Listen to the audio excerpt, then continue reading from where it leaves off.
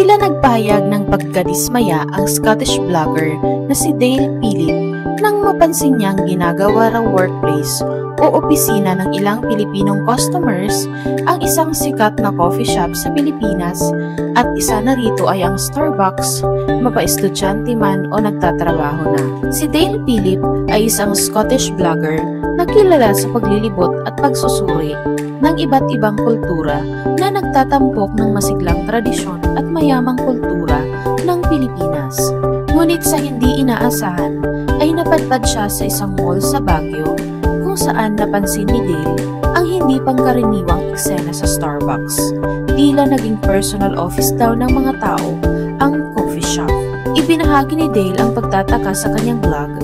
May bahid na pagkadismaya sa trend na ito na bago sa kanya na hindi nangyayari sa kanyang bansang kinagisnan, ang Scotland. Iyan daw ang napansin niyang coffee shop culture sa Pinas, bagay na sa ibang bansa ay hindi naman daw ganoon. Ang ibang customers daw kasi na gustong maupo upang uminom ng kape o kumain ay hindi makaupo dahil maraming customers na nakalaptop pa sa mga mesa at kay tagal pang umalis kahit ubos na ang biniling inumin. Samantala, wala pang tugon o reaksyon o pahayag ang Starbucks tungkol dito.